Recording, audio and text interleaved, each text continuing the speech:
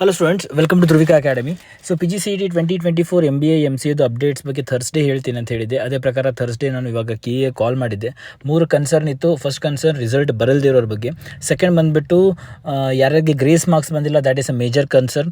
Third concern ಬಂದುಬಿಟ್ಟು ರ್ಯಾಂಕ್ನ shuffle ಮಾಡಿ ಯಾವ್ಯಾವ ರೀತಿ ಸರಿಯಾಗಿ ಕೊಟ್ಟಿಲ್ಲದೆ ಇರೋ ಬಗ್ಗೆ. ಸೊ ಫಸ್ಟ್ ಕನ್ಸರ್ನ್ ಕೇಳಿದಾಗ ನಾನು ಇವತ್ತು ರಿಸಲ್ಟ್ ಬರಲ್ದಿರೋ ಬಗ್ಗೆ ಕೇಳಿದೆ.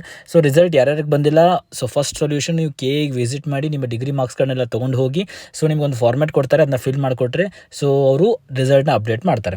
ಸೆಕೆಂಡ್ ಕನ್ಸರ್ನು ಅದೇ ರೀತಿ, ಅದರಲ್ಲಿ ಸೆಕೆಂಡ್ ಕನ್ಸರ್ನ್ ಬಂದುಬಿಟ್ಟು ಯಾರ್ಯಾರಿಗೆ ಹೋಗೋಕ್ಕಾಗಲ್ಲ, ಯಾಕಂದರೆ ತುಂಬ ಜನ ಬೀದರ್, ಗುಲ್ಬರ್ಗ, ಬಳ್ಳಾರಿ ಈ ರೀತಿ ತುಂಬ ದೂರದ ಪ್ರದೇಶದಲ್ಲಿ ರಿಮೋಟ್ ಪಾರ್ಟ್ಸ್ ಆಫ್ ಕರ್ನಾಟಕ ಇದ್ದಲ್ಲಿ ಬೆಂಗಳೂರು ಹೋಗಿ ತುಂಬ ಕಷ್ಟ ಆಗ್ಬೋದು ಕೆಲವೊಬ್ಬರಿಗೆ. ಸೊ ಅವರು ಏನು ಮಾಡಬೇಕು ಅಂತ ಅವ್ರು ಹೇಳಿದ್ದಾರೆ. ಬರುವಂಥ ನೆಸೆಸಿಟಿನೂ ಇಲ್ಲ ಅಂತ ಹೇಳಿದರು. ಬಟ್ ಯಾರು ಹೋಗೋಕ್ಕಾಗುತ್ತೆ, ಡೆಫಿನೆಟ್ಲಿ ಹೋಗಿ ಬೇಗ ರಿಸಲ್ಟ್ ಬರುತ್ತೆ. ಯಾರ್ಯಾರಿಗೆ ಹೋಗೋಕ್ಕಾಗಲ್ಲ, ತುಂಬ ಸಮಸ್ಯೆದಲ್ಲಿದ್ದೀರ ಅಂದರೆ ನೀವು KAಗೆ ಹೆಲ್ಪ್ಲೈನ್ ನಂಬರ್ಸಿಗೆ ಕಾಲ್ ಮಾಡಿ. KA ಹೆಲ್ಪ್ಲೈನ್ ನಂಬರ್ ಇಲ್ಲಿ ಕೆಳಗಡೆ ಸಿಗುತ್ತೆ ನಿಮಗೆ. You can see here KA website number, ಅದು 08023460460. ಸೊ ಇದು KA ಹೆಲ್ಪ್ಲೈನ್ ನಂಬರು. ಈ ನಂಬರ್ಗೆ ಕಾಲ್ ಮಾಡಿ ನಿಮ್ಮ CET ನಂಬರ್ನ ಹೇಳಬೇಕು. ಅದಾದ್ಮೇಲೆ ನಿಮ್ಮ ಕಾಂಟ್ಯಾಕ್ಟ್ ನಂಬರ್ನ ಇಸ್ಕೋತಾರೆ. CET ನಂಬರ್ ಮತ್ತು ಕಾಂಟ್ಯಾಕ್ಟ್ ನಂಬರ್ನ ನೀವು ಕೊಟ್ಟರೆ ಅವ್ರು ನಿಮ್ಮ ರಿಸಲ್ಟ್ನ ಅಪ್ಡೇಟ್ ಮಾಡಿ ಕೊಡ್ತಾರೆ.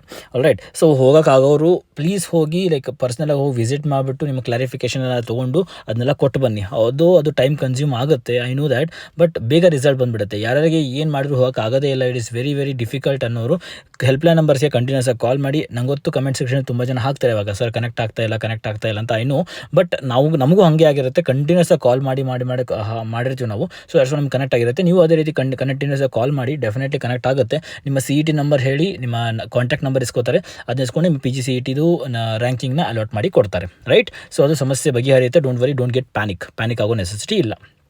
ಸೆಕೆಂಡ್ ಬಂದುಬಿಟ್ಟು ಯಾರ್ದು grace marks. So grace marks ಬಗ್ಗೆ ಕೇಳಿದಾಗ ಅವರು ಪರ್ಸನಲ್ ಸೆಕ್ಷನ್ ನಂಬರ್ ಕೊಟ್ಟಿದ್ರು. ನಾನು ಪರ್ಸನಲ್ ಸೆಕ್ಷನ್ ಕೂಡ ಮಾಡಿದ್ದೆ. ಸೊ ಅವ್ರು ಏನು ಹೇಳ್ತಾರೆ, ಗ್ರೇಸ್ ಮಾರ್ಕ್ಸ್ ಕೊಟ್ಟಿದ್ದೀವಿ ನಾವು, ದಟ್ ಏನು ಮಿಸ್ಟೇಕ್ ಆಗಿಲ್ಲ ಅಂತ ಹೇಳ್ತಾರೆ. ಸೊ ನಾನು ಅವ್ರ ಜೊತೆ ವಾದ ಕೂಡ ಮಾಡಿದೆ. ಗ್ರೇಸ್ ಮಾರ್ಕ್ಸ್ ಕೊಟ್ಟಿಲ್ಲ, ತುಂಬ ಜನ ಇಶ್ಯೂ ಆಗಿದೆ, ರ್ಯಾಂಕ್ ಕೂಡ ಶಫಲ್ ಆಗಿ ಸರಿಯಾಗಿ ಅಲೋಟ್ ಆಗಿಲ್ಲ ಅಂತ ಹೇಳಿದೆ ನಾನು. ಸೊ ಅವ್ರು ಏನು ಹೇಳ್ತಾರೆ, ಲೆಟರ್ನ ಬರೆದು ಕೊಡಿ, KAಗೆ ಲೆಟರ್ ಬೇಕಾಗುತ್ತೆ ನಮಗೆ, ಲೆಟರ್ನ ಬರೆದು ಕೊಡಿ, ನಾವು ಅದನ್ನ ಪ್ರಾಬ್ಲಮ್ ಸಾಲ್ವ್ ಮಾಡಿಕೊಡ್ತೀವಿ ಅಂತ ಹೇಳಿದ್ದಾರೆ ಅವರು. ಸೊ ಇವತ್ತು ನಾನು ಲೆಟರ್ ಡ್ರಾಫ್ಟ್ ಕೂಡ ಮಾಡ್ತೀನಿ, ನಾನು ಲೆಟರ್ ಡ್ರಾಫ್ಟ್ ಮಾಡಿ ಇದು ಮಾಡ್ತೀನಿ ನಾನು. ಸೊ ನಿಮ್ಮಿಂದ ಆದರೆ ಸೈನ್ ಕೂಡ ತೊಗೋತೀನಿ. ಯಾರಾದರೂ ಬೆಂಗಳೂರವ್ರು ಯಾರಾದ್ರು KAಗೆ ಹೋಗೋರಿದ್ರಂದ್ರೆ ಸೊ ನನಗೊಂದು ಮಾತು ಹೇಳಿ, ನಾನು ಒಂದು ಲೆಟರ್ ಡ್ರಾಫ್ಟ್ ಮಾಡಿ ಕೊಡ್ತೀನಿ ನಾನು. ಆಲ್ರೈಟ್. ಸೊ ಅದನ್ನು ಎಲ್ಲ ಸ್ಟೂಡೆಂಟ್ಸ್ ಪರವಾಗಿ ನಿಮ್ಮ ಹೆಸರಲ್ಲಿ ನೀವು ಅದನ್ನು ಕೊಟ್ಟು ಬಂದರೆ ಸೊ ಅದಾಗುತ್ತೆ. ಸೊ ಅದ್ರ ಜೊತೆಗೆ ಪ್ರೂಫ್ ಕೂಡ ಬೇಕಾಗುತ್ತೆ. ಏನು ಪ್ರೂಫು? ನಿಮ್ಮ OMR ಅಲ್ಲಿ ಏನಿದೆ, ಯಾವುದು OMR ಕಾರ್ಬನ್ ಕಾಪಿ, ಮತ್ತು ನಿಮ್ಮದು ಯಾವುದು B2 ಬರೆದಿರ B2, B3 ಬರೆದಿರ B3, ಯಾವುದು ಇದಿದೆ ನೋಡಿ ನಿಮ್ಮದು ಕ್ವಶನ್ ಪೇಪರ್ ಸೀರೀಸ್, ಅದನ್ನು ಅವರಿಗೆ ಪ್ರೂಫ್ ಕೊಡಬೇಕಾಗುತ್ತೆ. ಗ್ರೇಸ್ ಮಾರ್ಕ್ಸ್ ಅಲಾಟ್ ಆಗಿಲ್ಲ ಅನ್ನೋ ಕಾರಣಕ್ಕೋಸ್ಕರ ನಿಮ್ಮ ರಿಸಲ್ಟ್ದು ಸ್ಕ್ರೀನ್ಶಾಟ್ ಇರುತ್ತಲ್ಲ, ಅದನ್ನು ಕೂಡ ಕೊಡಬೇಕಾಗುತ್ತೆ. ಸೊ 3 ಡಾಕ್ಯುಮೆಂಟ್ ಕೊಡಬೇಕು. ಸೊ ಫಸ್ಟ್ ನಿಮ್ಮ ರಿಸಲ್ಟ್ದು ಸ್ಕ್ರೀನ್ಶಾಟು, ಸೆಕೆಂಡ್ ಡಾಕ್ಯುಮೆಂಟು ನಿಮ್ಮ OMR ಏನಿರುತ್ತಲ್ಲ, OMRದು ಕಾರ್ಬನ್ ಕಾಪಿ ಬೇಕಾಗುತ್ತೆ. ಆಮೇಲೆ ರಿವೈಸ್ಡ್ ಕೀ ಆನ್ಸರ್, ಅವರದ್ದು with grace revised key answer ಬಿಟ್ಟಿದ್ದಾರೆ ಅದನ್ನು. ಸೊ ಈ 3 ಕೂಡ ಅವರಿಗೆ ಕೊಡಬೇಕಾಗುತ್ತೆ. ಲೆಟರ್ ಫಾರ್ಮೆಟಲ್ಲಿ ಕೊಡಿ ಅಂತ ಕೇಳ್ತಿದ್ದಾರೆ. ಬಿಕಾಸ್ ನಾನೇ ಹೋಗ್ತಿದ್ದೆ, ನಾನು ಕರ್ನಾಟಕದಿಂದ ನಾನು ನೇಟಿವ್ ಪ್ಲೇಸಿಗೆ ಬಂದಿರೋದ್ರಿಂದ ನಾನು ಬೆಂಗಳೂರಲ್ಲಿ ಇರಲೇಬೇಕು. ಸೊ ದ್ಯಾಟ್ಸ್ ವೈ ಯಾರು ಬೆಂಗಳೂರು ಹೋಗೋರಿದ್ರೆ ನಾನು ಬೇಕಾದ್ರೆ ನಾನು ಕಾಂಟ್ಯಾಕ್ಟ್ ಮಾಡಿ, ನಾನು ಲೆಟರ್ ಡ್ರಾಫ್ಟ್ ಮಾಡಿ ಕೊಡ್ತೀನಿ. ಲೆಟ್ರಲ್ಲಿ ಏನು ಬರೀಬೇಕು ಅಂತ ನಾನು ಹೆಲ್ಪ್ ಮಾಡ್ತೀನಿ.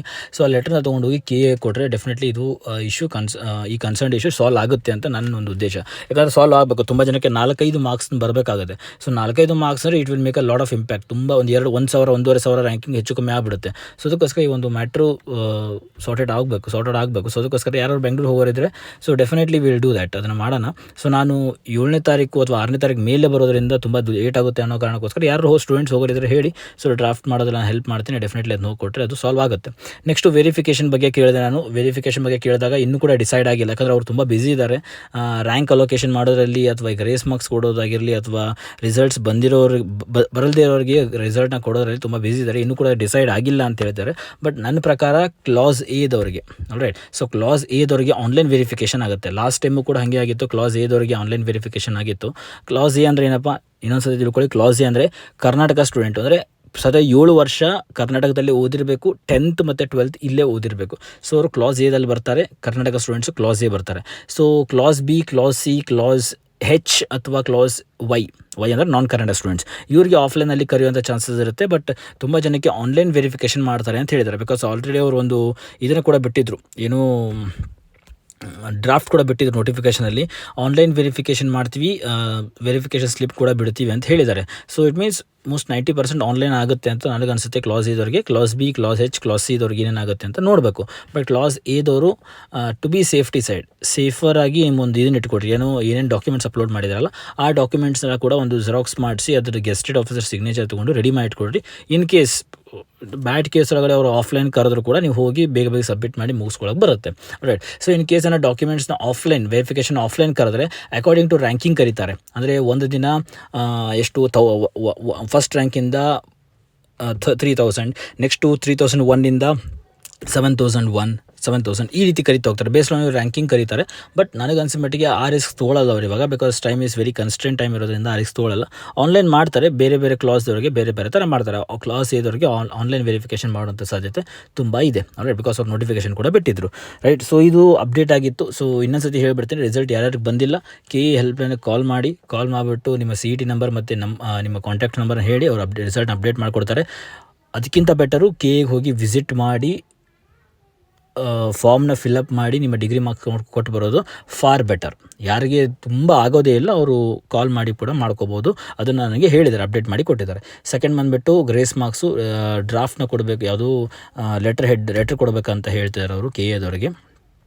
ನೋಡೋಣ, ಯಾರು ಹೋಗ್ತಿದ್ರೆ ನನಗೆ ಕಾಲ್ ಮಾಡಿ ಅಥವಾ ಮೆಸೇಜ್ ಮಾಡಿ, ನಾನು ಡ್ರಾಫ್ಟ್ ಮಾಡೋದ್ರಲ್ಲಿಗೆ ಅದು ಲೆಟರ್ ಡ್ರಾಫ್ಟ್ ಮಾಡೋದು ಹೆಲ್ಪ್ ಮಾಡಿಕೊಡ್ತೀನಿ. ಹೋಗಿ ಕೊಟ್ಟರೆ ಒಳ್ಳೆಯದು.